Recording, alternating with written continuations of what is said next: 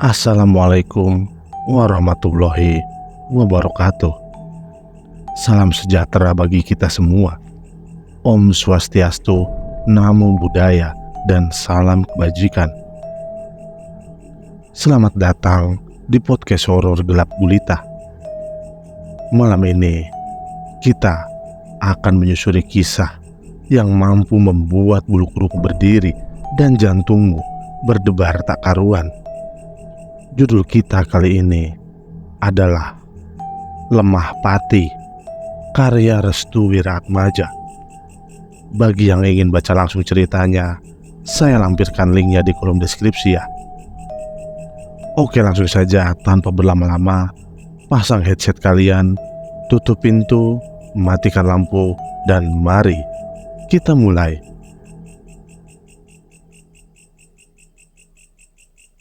Kisah ini merupakan sebuah pengadaptasian sosial terkait sebuah kejadian yang terbilang aneh namun sangat mengerikan. Kisah ini berawal dari keluarga Suci yang baru saja kehilangan salah satu anggota keluarga pentingnya. Ia adalah Ibu Minah, ibu dari Suci sendiri. Ibu Mirna diketahui meninggal secara tidak wajar. Banyak rumor yang beredar bahwa kematian dari Ibu Minah sendiri disebabkan oleh tetangganya yang melakukan pesugihan. Namun, Suci sendiri tidak mempedulikan terkait kabar burung yang beredar. Ia lebih memilih untuk diam dan terus-menerus mendoakan teruntuk ibunya sendiri.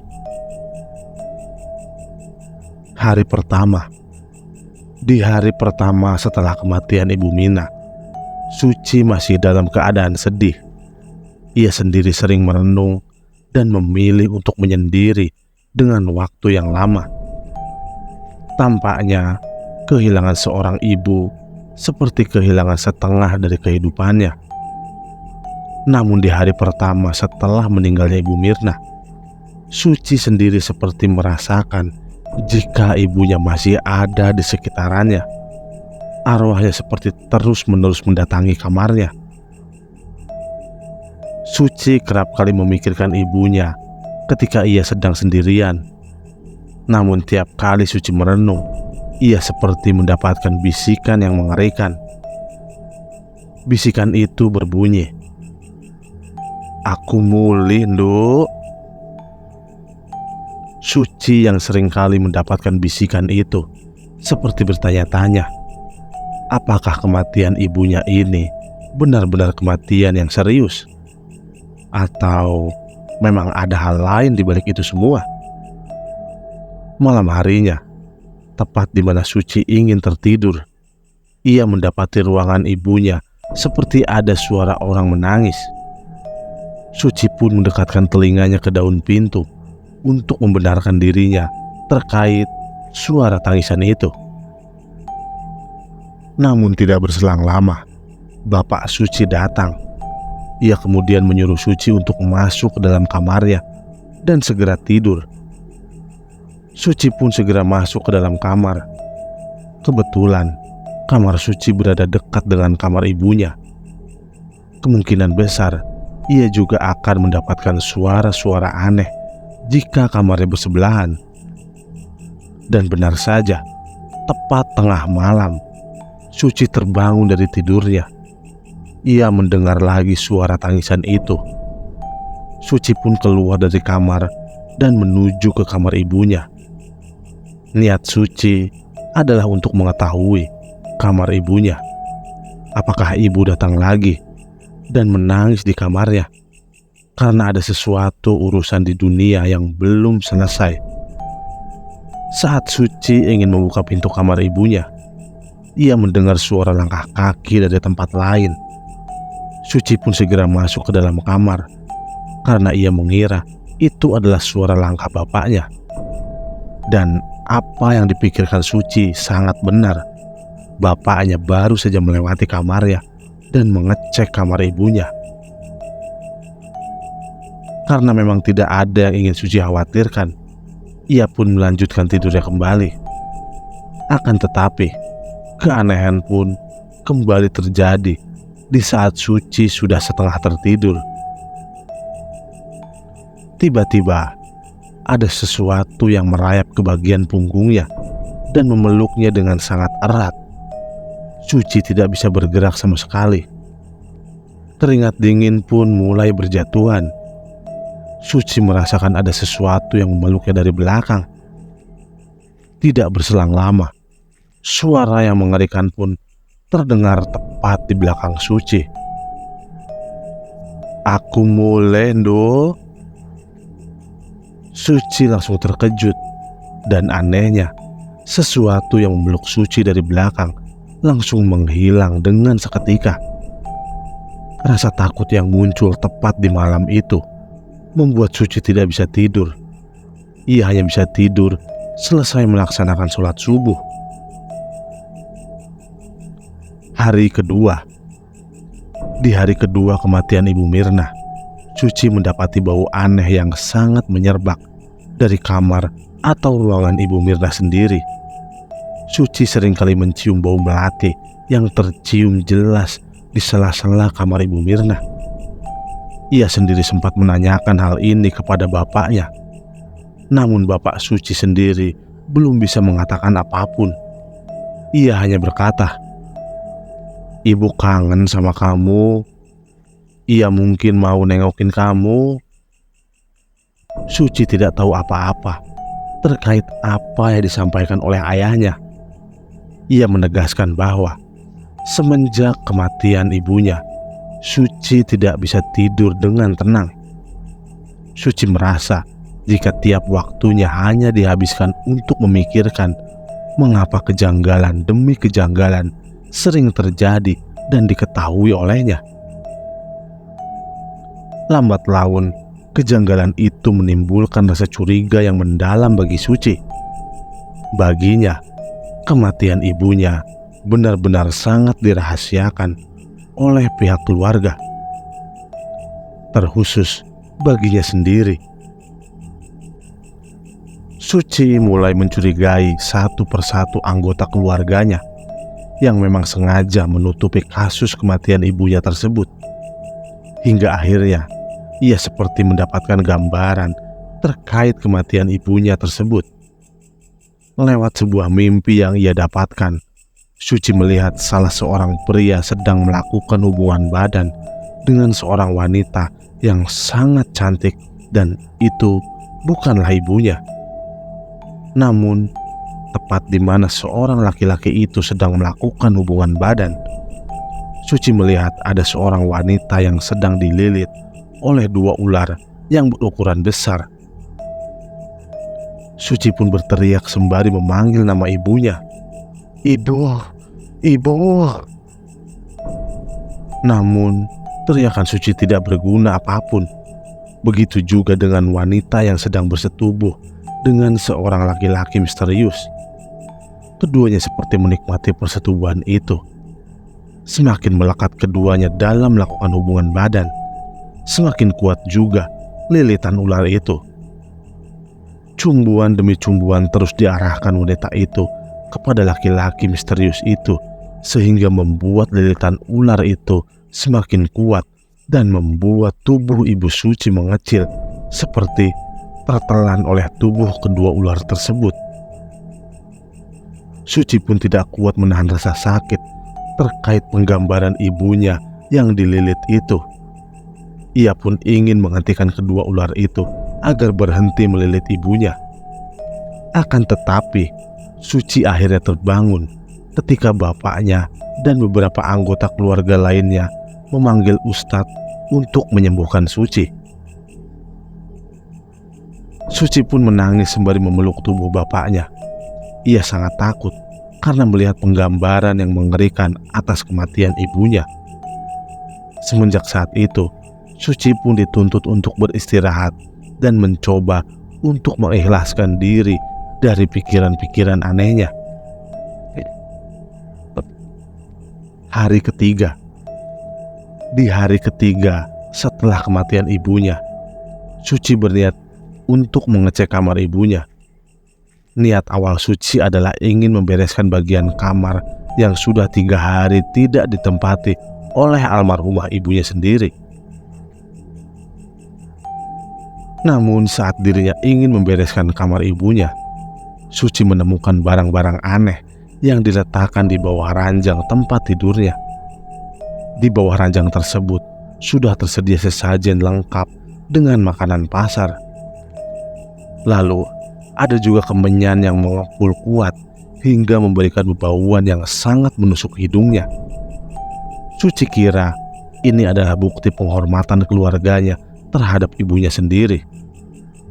Namun, saat Suci mencoba untuk memindahkan sesajen tersebut, ia terkejut dengan foto ibunya yang sudah diletakkan tepat di bagian bawah sesajen.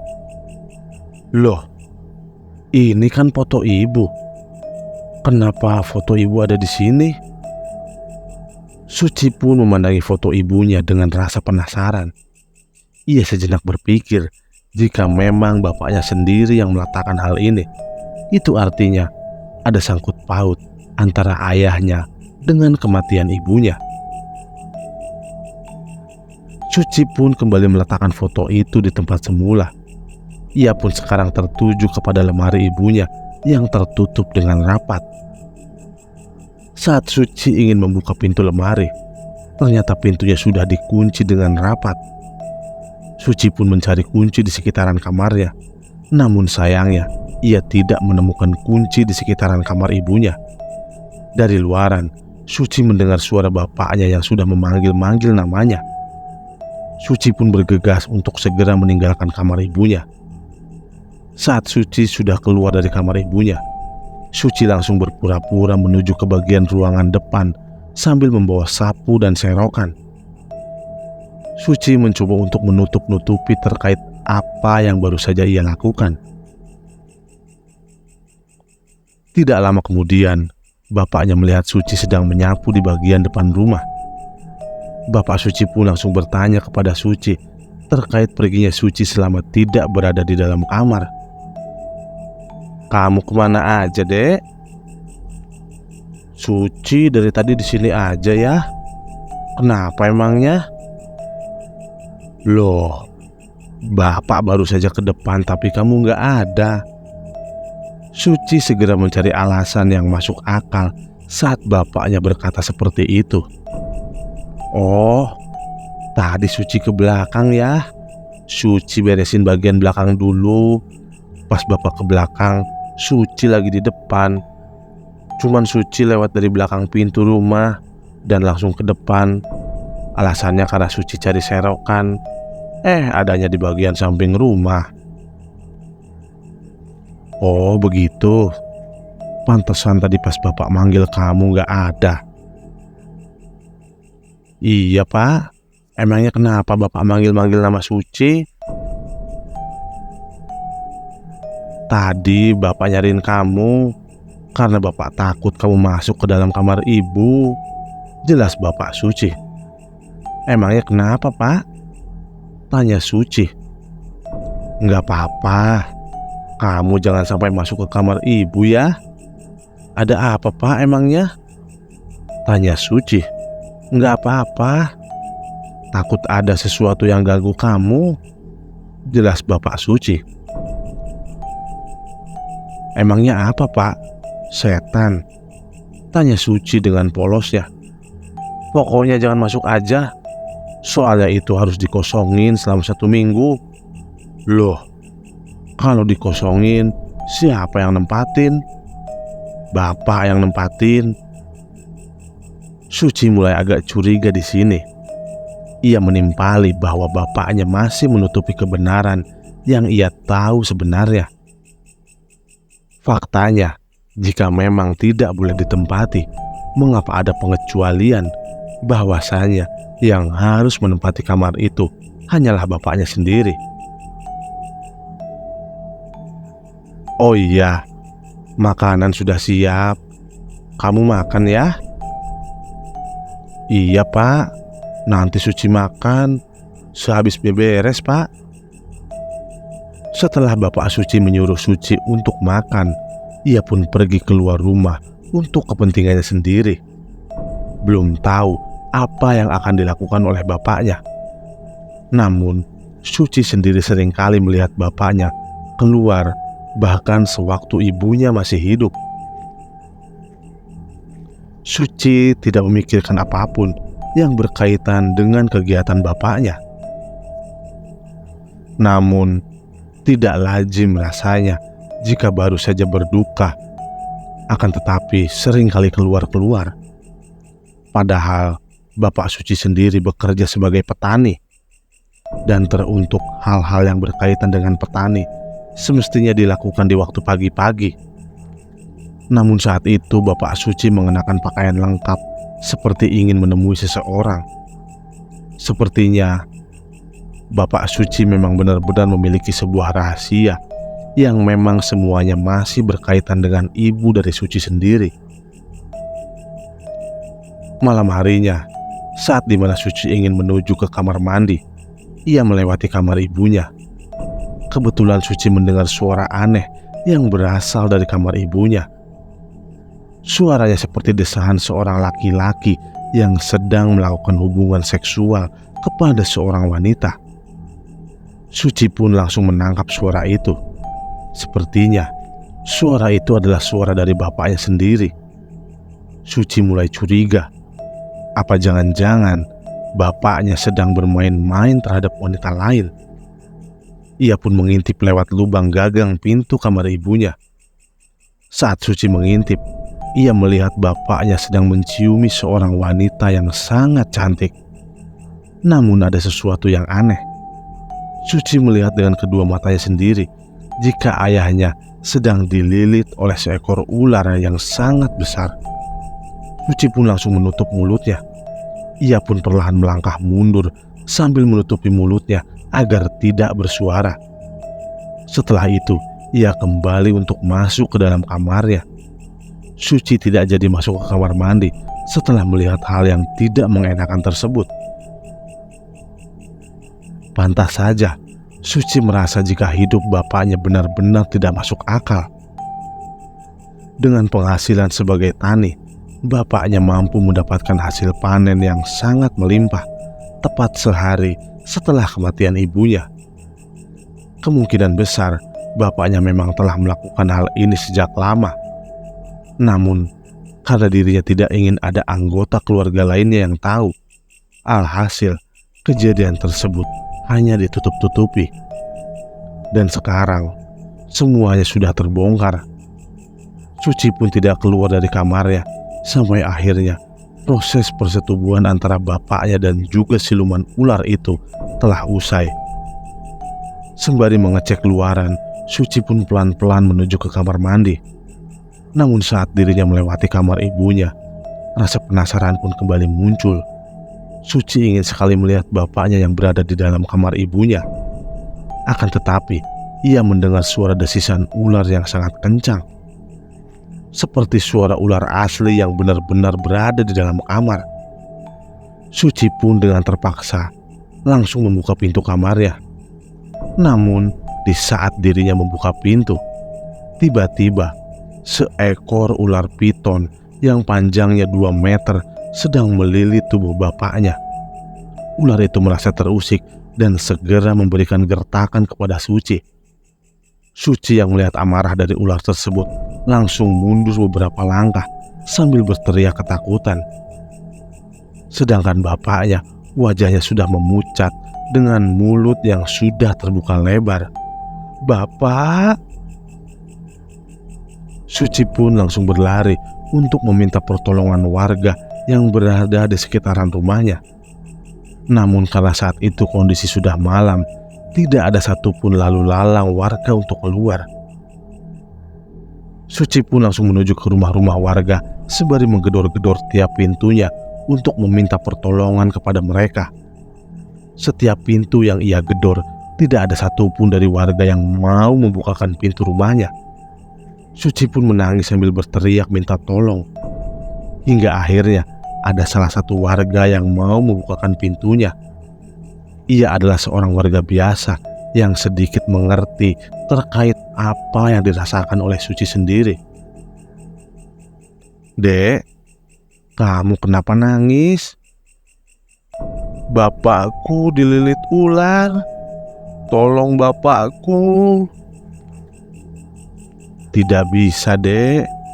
Bapakmu sudah terikat dalam perjanjian. Tapi bagaimana cara melepaskan ular itu? Ambil tanah kuburan ibumu, lalu taburkan di atas ular itu. Ular itu akan takut dengan lemah layat yang sudah terikat dari tumbalnya sendiri. Nanti ular itu akan lepas dengan sendirinya. Suci pun segera berlari menuju kuburan ibunya. Perlahan matanya terlihat dengan jelas sesuatu yang aneh di setiap kuburan. Suci melihat sayup-sayup bayangan putih dengan rambut yang panjang sedang terduduk di atas pohon. Lalu ia juga melihat sosok bayangan putih yang sedikit tercoreng dengan tanah kuburan sedang melompat-lompat di dekat pohon. Suci tidak mempedulikan hal tersebut. Ia memilih untuk segera mengambil tanah kuburan dan bermaksud untuk menyelamatkan bapaknya dari jeratan ular tersebut. Setelah Suci berhasil mengambil tanah kuburan itu, ia pun segera berbalik menuju ke arah rumah. Namun di tengah perjalanan, ia menemukan seorang wanita dengan pakaian serba putih sembari menuntun seorang anak kecil yang rambutnya acak-acakan. "Nduk, kenapa kamu mau menyelamatkan bapakmu? Kamu siapa?" "Di desa ini, orang yang telah melakukan persetubuhan dengan Nyi Ratu, ia tidak akan pernah lepas. Aku ingin menyelamatkan bapakku." "Nduk, lebih baik kamu jangan ikut campur. Bapakmu sudah bukan milikmu lagi." Tiba-tiba perasaan merinding pun begitu terasa dari bagian bawah hingga ubun-ubun kepala. Sosok wanita dan anak kecil itu berbelok ke arah lain sembari tertawa melengking. "Astagfirullah, ya Allah, lindungi hambamu ini." Suci pun kembali bangkit. Ia pun langsung menuju ke arah rumahnya. Namun di sepanjang jalan, ia melihat beberapa warga dengan wajah yang sangat asing. Sepertinya itu bukan asli warganya di desanya. Warga itu sembari mengatakan, "Mulih, mulih." Suci pun berteriak sambil meminta tolong agar segala gangguan-gangguan yang ada di sekitarannya segera dihentikan. Sampai akhirnya pundaknya ditepuk dari arah depan. "Sudah diambil lemah layatnya?" Sudah, Pak." "Mari aku bantu." Akhirnya warga itu pun ingin membantu Suci yang benar-benar sudah kewalahan. Ia pun segera menuju ke dalam rumah, lalu menuju ke arah kamar Ibu Suci. Saat mereka berdua datang, tiba-tiba lampu kamar menjadi mati. Lalu dari bawah ranjang keluarlah seorang wanita yang sangat cantik. Orang ini sudah berjasa denganku, tapi karena tidak ingin menumbalkan anaknya, jadi aku yang membuat keputusan. Jelas sosok wanita cantik menggunakan baju serba kuning itu. "Keputusan opo?" "Keputusan kanggo njaluk tumbal." Tanpa berlama-lama, sosok wanita itu berencana untuk menyerang Suci. Namun warga yang tengah memegang lemah layat itu langsung menaburkannya tepat ke arah wajah dari sosok wanita ular itu. Tentu saja wajah dari sosok wanita itu tiba-tiba terbakar lalu menghitam dengan sendirinya. Sosok wanita itu pun langsung menghilang dengan sekejap. Tepat kepulan asap memenuhi ruangan. Namun di saat lampu kamar mulai menyala, Suci dan seorang warga tersebut terkejut saat melihat ayahnya sudah meninggal dunia dengan wajah yang sudah pucat dan mulut yang menganga lebar. Lalu muncul juga bau busuk dari alat kelaminnya, yang ternyata alat kelamin dari Bapak Suci sendiri telah dijadikan wadah untuk meneruskan bibit-bibit baru dari siluman ular tersebut. Suci menangis sejadi-jadinya. Ia baru menyadari bahwa ayahnya telah melakukan persekutuan dengan siluman ular tersebut. "Ibumu meninggal karena ini," jelas seorang warga itu. Suci pun masih tidak percaya jika kedua orang tuanya meninggal dengan cara yang tidak mengenakan. Hari itu benar-benar hari yang sangat memukulkan bagi Suci. Suci sendiri benar-benar merasa hancur saat itu. Selanjutnya, jasad dari Bapak Suci pun dikubur dengan letak yang sangat jauh dari pemakaman warga. Pasalnya, warga tidak ingin jika tempat pemakamannya terdapat pelaku pesugihan. Walau bagaimanapun juga, Suci tetap menerima ketetapan itu. Ia menerima dengan lapang dada bahwa ayahnya adalah pelaku pesugihan dan ibunya adalah korban pesugihan dari bapaknya sendiri. Selesai. Oke, itulah tadi Lemah Patih, karya Restu Wiratmaja. Dan terima kasih sudah menonton cerita horor kali ini. Jika Anda menikmati kisah ini, jangan lupa untuk like, share, dan subscribe agar Anda tidak ketinggalan cerita-cerita menyeramkan lainnya. Aktifkan juga lonceng notifikasinya supaya Anda menjadi yang pertama tahu ketika ada video baru. Jika Anda punya pengalaman horor atau cerita seram lainnya, tuliskan di kolom komentar di bawah. Sampai jumpa di cerita berikutnya. Dan ingat, hati-hati saat gelap tiba. Selamat malam.